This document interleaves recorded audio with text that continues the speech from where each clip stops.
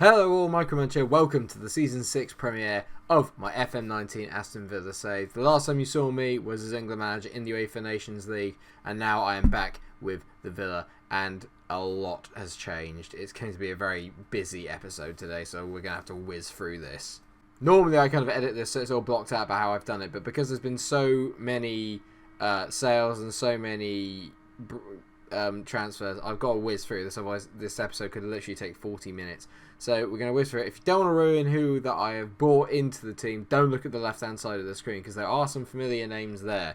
On the right hand side then, we'll start with chronologically. Josh Earl went first of all to Fulham for £6.5 million. And then the two players I really didn't want to get rid of because they are the last remaining players of the original Aston Villa side. Both have gone though this summer. Lovre Kalinic, stalwart, obviously, played pretty much every minute of every game for us in his Aston Villa career. And when you look at it, 194 appearances, he only conceded 192 goals. So actually, he conceded less than a goal a game, which is mightily impressive for the team that we are. And yeah, part of me is regretting selling him, but for £11 million to Burnley, who we play today incidentally, I think it's pretty good business because I have bought in a replacement. Actually, we bought in two, and we'll get onto that in a minute. But I'm going to miss him so much. I love him. See what I did there. And then the other one that really deserves an honourable mention is John McGinn. Obviously here at the start of the save for Villa. Played 181 appearances during my time as manager. 11 goals for the club. That's probably part of the problem, is that 11 goals for the club over that amount of time is actually not really that good. But he was an absolutely brilliant player for us if you look at the history of it. He never averaged over a 7, but it was always a 6.8, 6.9 consistently. A stalwart at the Villa side, and I'm going to miss him too. A very decent player. And yeah, it's just a shame that we had to say goodbye. But if we want to kick on to start winning competitions, which is the aim of this season, I need to start really, really hammering home, and there's no room for sentimentality. Other players to go there, Mamadou Sakho for 2.7 million. Jesus Vallejo also went for 13.25 million. He has gone to PAOK or Panathinaikos out in Greece. Tosin Adarabioyo finally left. Not much news there. Lucas Toussaint was only here for a year, but I've sold him on for £9 million at a £5 million loss, which I'm a bit disappointed about. Youngster's gone for 650 quid. And Unai Simon, my backup keeper, who I brought in kind of as a bit of a panic deal, he has also gone to Parma for £3.5 million, which means, like I said earlier, 2 new goalkeepers have been brought in. And because that's the last of the sales, it is time now to move on to the ins, and there are quite a few. I think it's 11 to be exact, because we sold 9 players, I think, so interesting here. We'll start with the loans, and I brought in Felipe Alves from Liverpool. Can play either wing or up front. Very decent 3-star ability, and yeah, very, very quick. Got good determination, good teamwork, good work rate, which is something I need to have in my team. We've got probably the best work rate in the division, and finishing at 16 means that he's going to be a very decent asset, probably coming off the bench, because I've got a couple of new other striking options. But very excited to see him in action. Don't know if we'll ever get around to buying him because he's just on loan from Liverpool at the moment, but it would be quite exciting. Let's see how he gets on this year. I'm open to it. Another new gen is Andrew Simpson, who I did have a look at last year in terms of a right back, and he is very good. On loan from Arsenal, valued at £10.5 million, 19 years old, English. I focused a lot on trying to get in English players this year and beginning to kind of develop that British core, which I had been missing a little bit in the save. So it's good to get him involved. You can see yellows here, there and everywhere, which is very good to see. Technically not the best player in the world, but for a fullback you kind of expect that. Tackling of 16 is impressive though. His positioning, teamwork, again, work rate very good, and physically also a very decent specimen. Exciting. And now on to the actual buys, and Park G1, 1.4 million, no, £1.2 million. I met his release fee clause out in Ulsan, and actually, I tell you what, I'm really excited by this guy. He's 6'6", so he's massive, but he's quite quick for a big lad. At 11 acceleration, pace of 11 as well. Obviously, it's not rapid, but it's pretty quick for the size that he is. More important though, jumping reach of 15, natural fitness of 16, strength 16, determination 17, decisions 15, marking 15, and heading 17. His passing is terrible at 6, but I'm going to get him as he's only 21 years old, so we're going to get him a little bit kind of souped up. I needed a replacement centre back because obviously we got rid of Jesus Vallejo, so it's important to have got someone in, and I think this boy could actually be very good, a very underrated signing. Watch out for him in the future. I said that we needed to sort out our fullbacks over the summer, and I have really focused on that. And so I bring you Mitchell Fila. He is a 20-year-old Serbian left-back who I brought in from Partizan Belgrade. I believe that's who that is. And then looking at it here, he is described obviously as a wonder kid. You know I love a wonder kid on FM. And I mean, like, physically, absolutely magic. And mentally, at this age, very good as well. Concentration of 15, teamwork 15, work rate 16. Everyone's got work rate of over 15 or so in this team. It's nuts.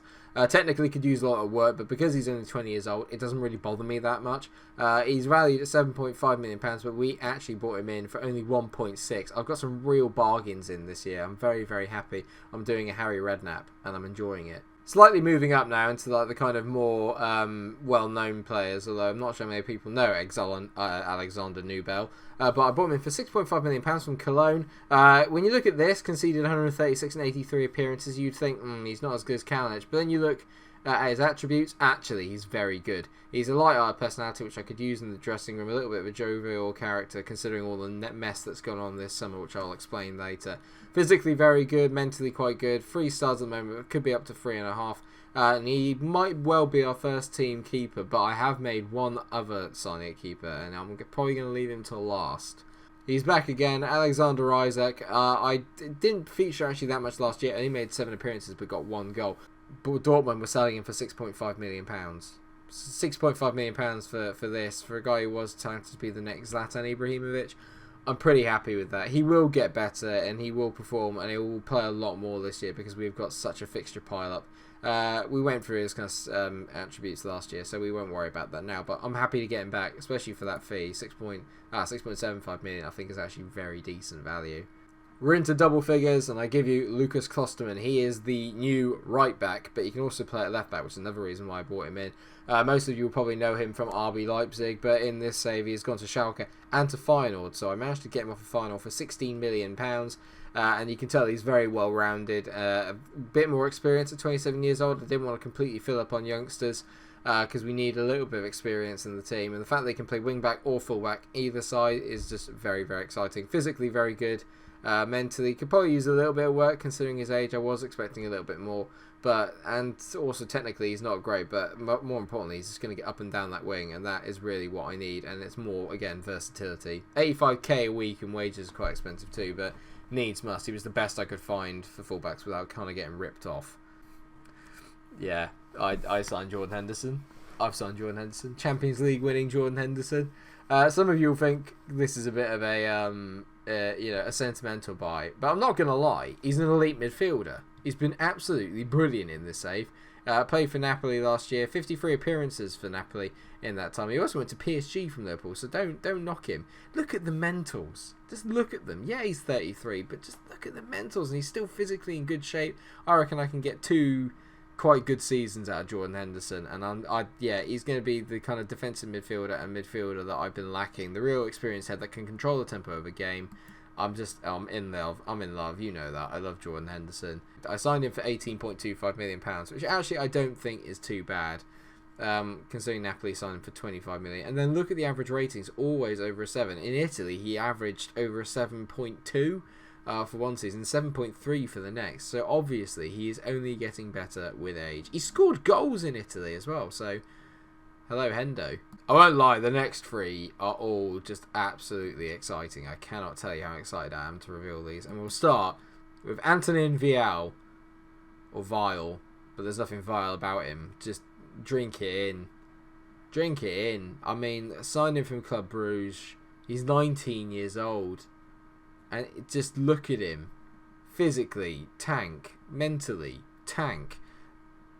Technically, incredible. 17 first touch, 15 free kick taken, 16 passing, 15 tackling, 16 technique. He's got everything. He's got absolutely everything. And he's only 19. He is only going to get better.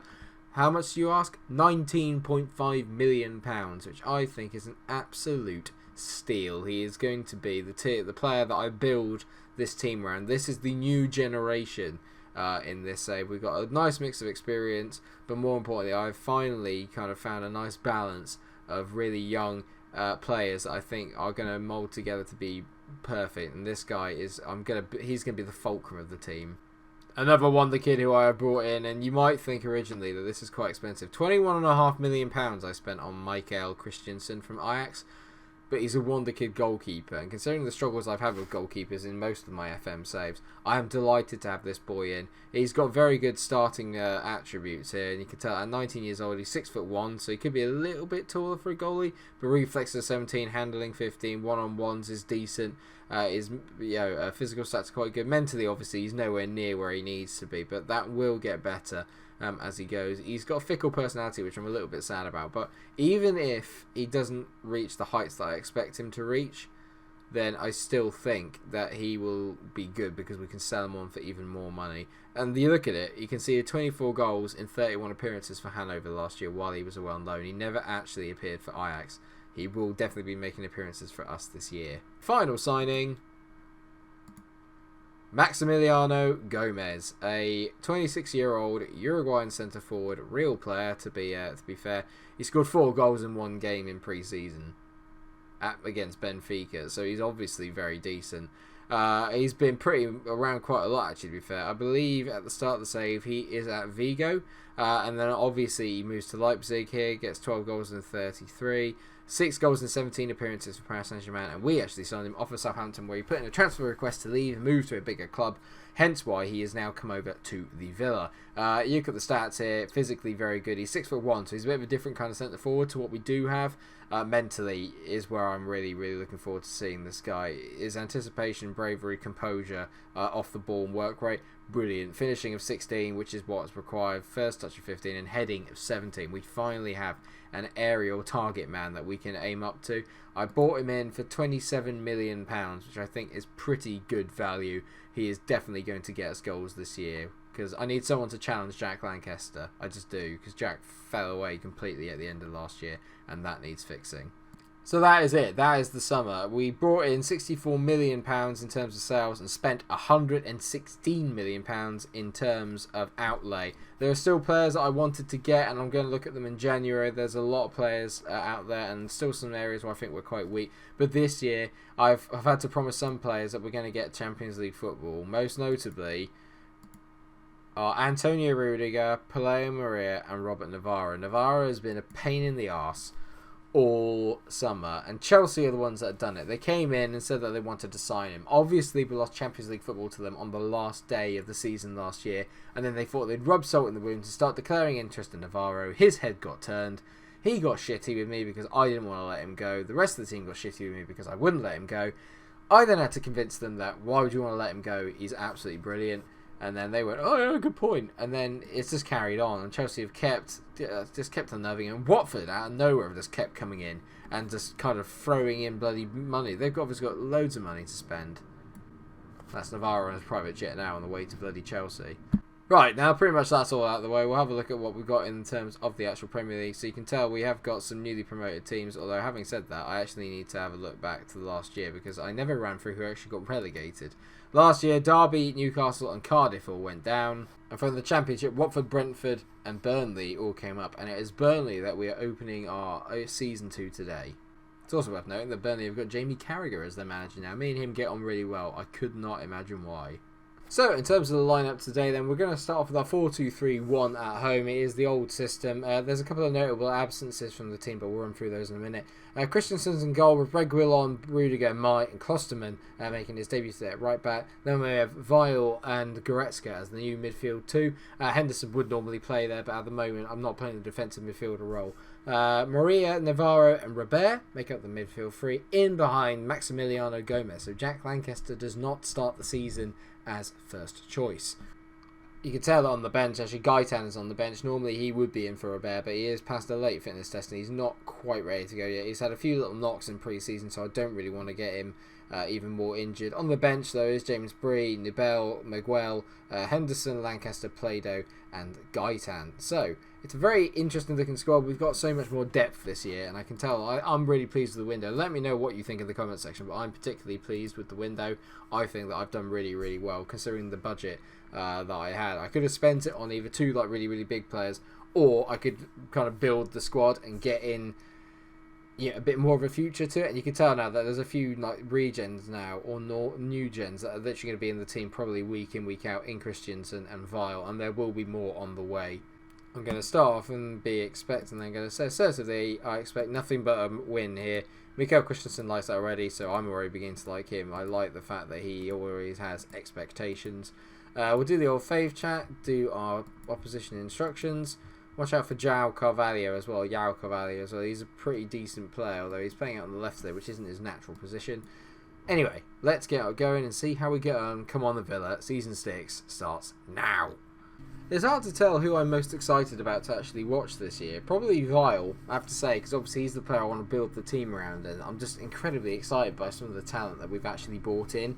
Gomez is going to be an interesting one with him and Jack Lancaster up front. It's good that I've given Jack some actual competition, but it's going to be interesting to see how many goals he can actually get for us. As Kalinic hits the ball out, and it feels weird saying that, but not in relation to Villa. God, I'm going to miss him. Goretzka to Robert.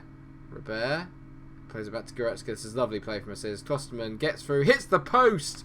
I thought he was going to whip it across the front, no, across the 6-yard box, but no, he went for the shot, and it's unlucky. It's a good effort. Vile over a free kick, got very good free kick taking, and it looks like there's a penalty. Robert's been pushed in the box by Steven Sessegnon, and who's going to take the pen? It is Gomez on his debut. Can he get us an opening goal? Maximiliano Gomez, Palaversa into Watmore to Sessegnon, Watmore again. Back to Sessegnon. He plays it back to Kalinic. Kalinic now on the ball. Hits it long. Looking for Kalichi Iheanacho. Lucas Meyer wins the header nicely. But Vile there. Been robbed by Desart. I can tell Iheanacho's got away here, has he? Desart into Elianusi. Oh, great save there by Christensen. He absolutely smashed that. And our young goalkeeper makes a good save on his debut. Well done, mate.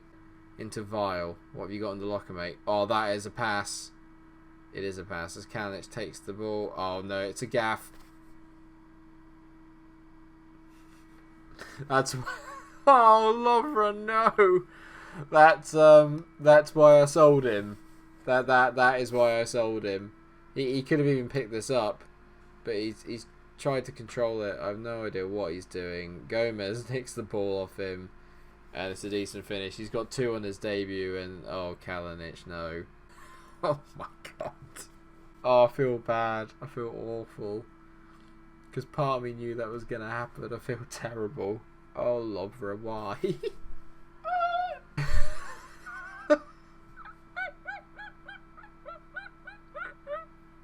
Half time's come. It's oh my god, what was he doing? Oh, Lovra, I can only laugh because I've seen him do it so many times. Vile now on the ball, taking it in from Klosterman. Good ball out there by Vile to play Maria. I like the way he injects the speed into it, Vile, when he gets on the ball. Gomez now has been very impressive up front on his debut. Vile into Navarro. He's not at the best game yet. He's been quite quiet. Finds Robert. Robert drifts inside. Tees it to Gomez. It's a hat-trick on his debut for Maximiliano Gomez. And you can see Jack Lancaster on the bench with his head in his hands. He knows it's going to be a while before he can get back into the first team. What a start for our brand new striker. Exciting is not the word I would use for this. This is unbelievable. What a finish. Great play by Robert as well. I want to get him more involved this year. Need to. Now that he's got his hat-trick, I can take him off. But I'm not bringing on Jack Lancaster. I'm going to bring on Play-Doh, who's kind of going down a little bit in his rating. So I need to give him more first-team football this year. I should have given him more last year, to be fair. I was too obsessed trying to get Jack Lancaster back in form that I didn't really give him a fair crack of the whip. So this year he's definitely going to play more games. I'm going to take Navarro off and bring on Jordan Henderson for his debut. And we're going to drop back into a normal kind of 4-3-3 formation. And what I might do is I might let Vile a little bit off it a little bit. Just let him kind of go around and roam and do his business. Nearly 2 minutes to go. I'm going to take off Leon Goretzka as well. I'm going to bring on Miguel, and I'm going to get him playing the box-to-box midfielder role, actually. And because he's almost like a forgotten man, Miguel, but he's still got the wonder kid status, and he's still a very decent player. And I'm looking to give more time to the youngsters this year, because I feel now that the squad's like good enough that they're actually a fundamental part of it. I brought in kids that are good enough to play for the club now. Those youngsters are what we need in the club. Maria's been fouled here, and it looks like Sampa's going to go into the book. Is it a red? It might be a red. It is a red. He went in with 2 feet, did Sergei Samper, and that's never a good ploy, especially in the Premier League. You are always going to get found out, unfortunately for him. And it's been a bad start to the season for Burnley, but a good one if you're an Aston Villa fan. It looks like it's going to be a comfortable 3-0 win, with the entire back four playing over a 7.4 rating, which is massively impressive. Maximiliano Gomez has got himself a hat-trick. Robert's got an assist. It's just been almost perfect, really. We've still got a bit of time left on the clock as Kosterman comes forward, whips it to the back post, player Maria. It's hacked away there by the Burnley defender. I didn't see the name, unfortunately, but Reguilon's back on it. Are we going to make it 4? Henderson. Oh, lovely ball from Hendo into Miguel. Miguel hits it. Maybe an advanced position is where I should be playing him. It's his first goal of the season. That is an absolute rocket from Abel Miguel. And Jordan Henderson's got an assist. It literally could not have been a better first day of the season. Maybe if Play-Doh gets a goal. But other than that, it's been absolutely magic. Great from Hendo. Finds Miguel. And he just drills it low and hard into the corner. Poor old Lovre Kalinic has got no chance. It's a return to forget for Lovre. He's played at 5.8. I shouldn't laugh. It hurts my feelings to see him playing so poorly. I'm enjoying this. This is good. Full time then, and 4-0 to Aston Villa at home to Burnley to start the season. Maximiliano Gomez with a hat-trick, obviously the highlight. I'm going to say I'm very happy with the way that you played and the result. Well done. That was brilliant. In terms of what we do then, obviously we've got the Europa League group stage draw to be done. I don't know when that's going to be done. I don't know if you're that interested in who we've got in the Europa League group. We'll play it by ear because we've actually got a really nice start to the season. We've got Baggies at home, Brighton, Everton, Watford. It gets a little bit tricky then with Arsenal, but then looking at that, that's a pretty decent start to the season for a team that's looking to maybe push for the top 4 again this year. I'm thinking that we really should be looking at maybe at least 4 wins out of those 5 games. There's a lot to get excited about at the moment if you are a Villa fan. So for the time being, let's just say that we're going to come back for the Europa League opening game and the game away at the Emirates, I think, because that seems the best way to do it, unless you're really interested in seeing the Europa League draw, which I might just do at the start of the episode. Actually, that way it satisfies everybody. Thank you so much for watching the episode. I hope you have enjoyed it. If you have, then please do like, share and subscribe. It's been a damn good start to the season. Where do you think we're going to finish in the league? What do you think of the signings? Have I made a gaffe in anyone that I've let go? I'm hurting because I've let McGinn and Kalinic go because they kind of maintained an element of the Villa save, but we are 6 years into the future. So how many Villa players that are playing there now will still be there in real life? I don't know. Thanks so much for watching. Until I see you in the next episode for our first Europa League game and a game against Arsenal. Stay cool.